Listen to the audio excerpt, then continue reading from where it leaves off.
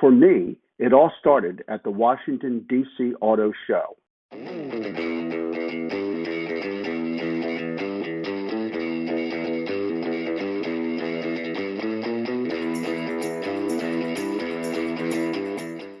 With my car lease nearing its end, a decision had to be made regarding the replacement vehicle.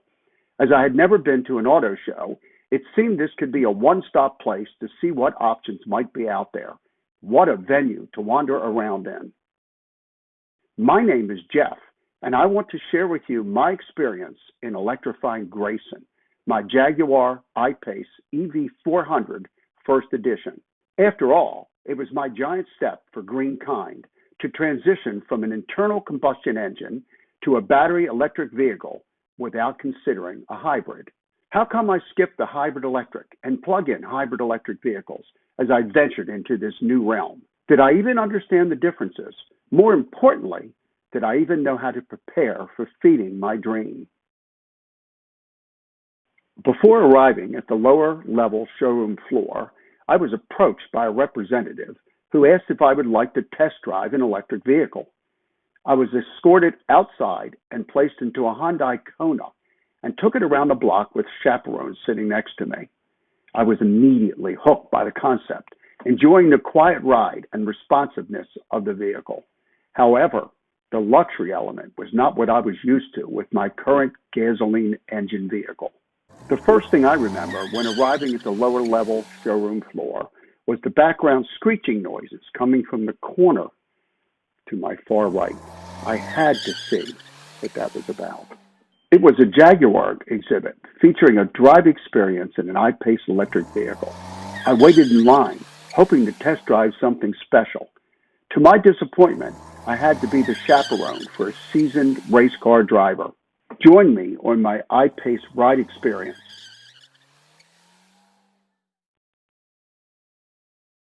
Are you ready for your ride experience?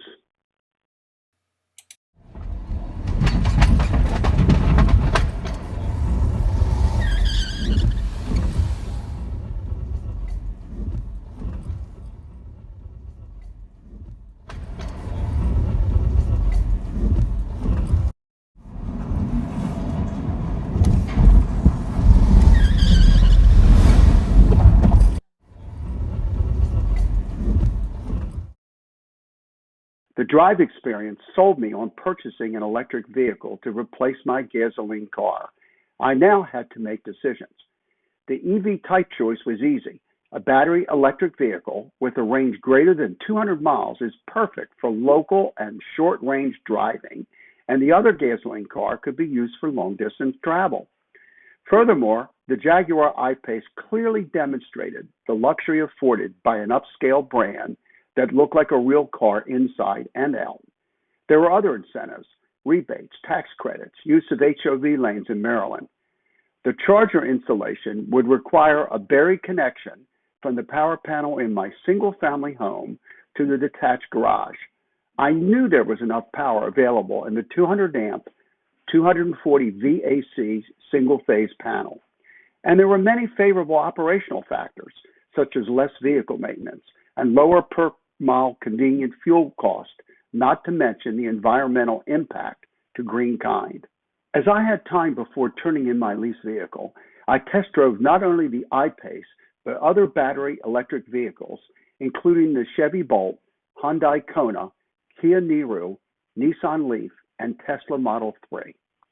The lower cost vehicles did not have the luxury I was after, and the Tesla interior was too Jetson-like and had no Apple CarPlay or heated steering wheel. Although Tesla technology was superior to other manufacturers, they lacked the fabrication expertise of the established brands. The I-Pace drive experience at both the auto show and an actual test drive sealed my decision to move forward and find the right purchase deal. The high cost of a fully equipped vehicle pushed me in the direction of finding a low-mileage used vehicle, knowing the pandemic situation could be an advantage, although I would have to give up any potential government-subsidized rebate. Grayson was found at a Honda dealership in Plymouth, Michigan, and I had to pay for transporting him to his new home in Maryland. After the purchase was completed, I had 2 weeks to set up a home for Grayson's arrival. What had to be done to get ready to feed my dream? How do I make the garage a comfortable home for its new occupant? 3 areas needed attention. A request for proposal would allow a baseline for an electrical contractor bid. Selection of an electrical contractor. Should random calls be made, or could a dealer help me find someone? Lastly, could I determine what charger might best fit my needs? Although I took the time to create a request for proposal, such action is not needed in order to find a contractor.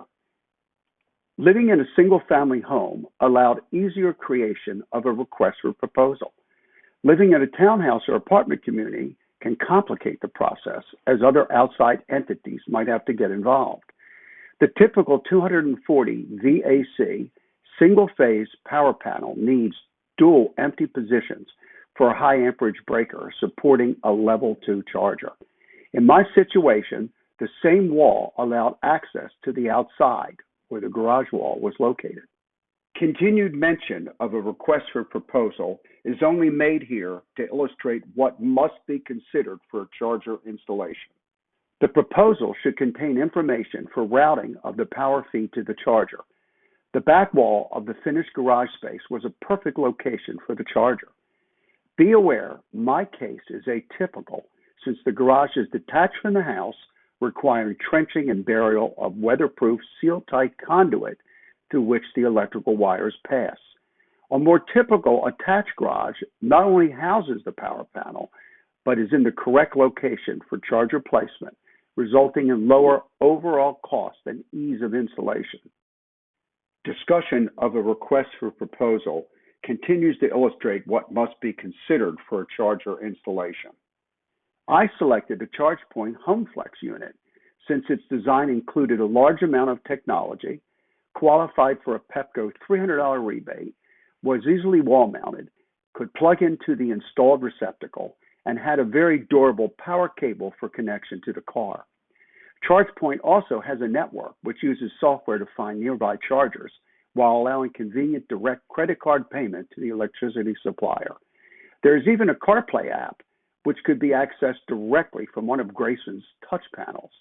Now let's take a peek at the work done to install Grayson's lifeline to power.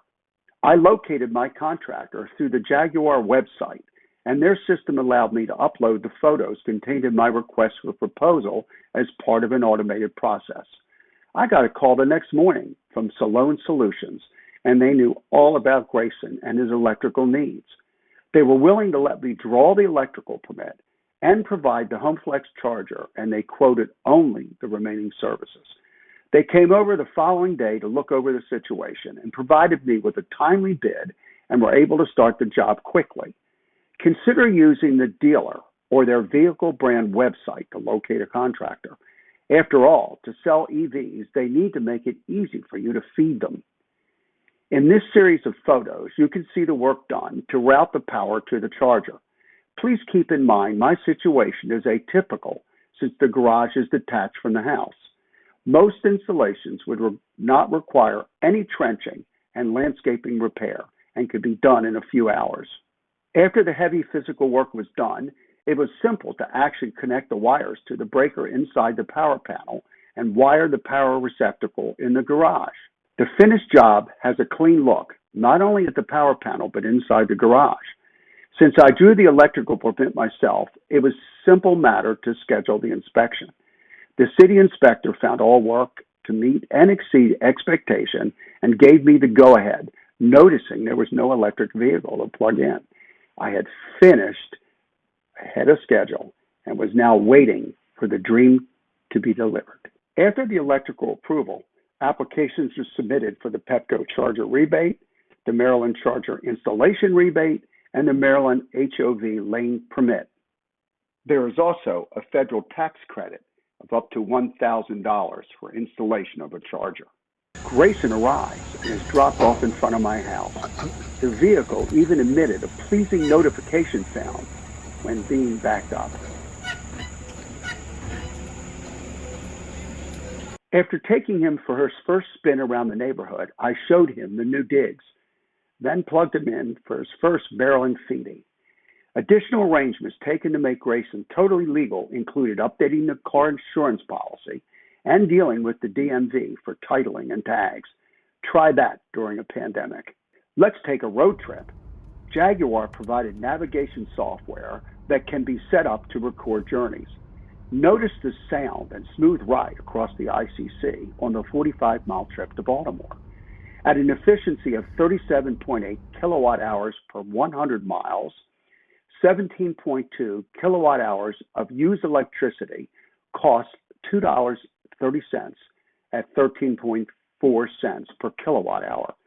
Compared to a gasoline vehicle getting 25 miles per gallon using fuel which costs $3 per gallon, $3.15 was saved. The Jaguar miles per gallon equivalent is lower than most other EVs due to its heavier weight, but the solid feel of the vehicle is well worth the difference. Let's take a moment to look at some of the cool electrical system indicators. It is possible to see energy being delivered to the wheels while driving and back to the battery during release of the accelerator. This regeneration slows the vehicle down, making it unnecessary to use the brakes under normal driving conditions. One look at the luxury interior never presents a feeling of being in a futuristic environment, yet the technology presentation is not intimidating. Electrifying Grayson has clearly demonstrated to me the rock of being in a hard place with the gasoline engine vehicle is lifted with technology better serving greenkind. Let's hope it has presented you with a different way to look at personal transportation while respecting the environment. One giant step for greenkind.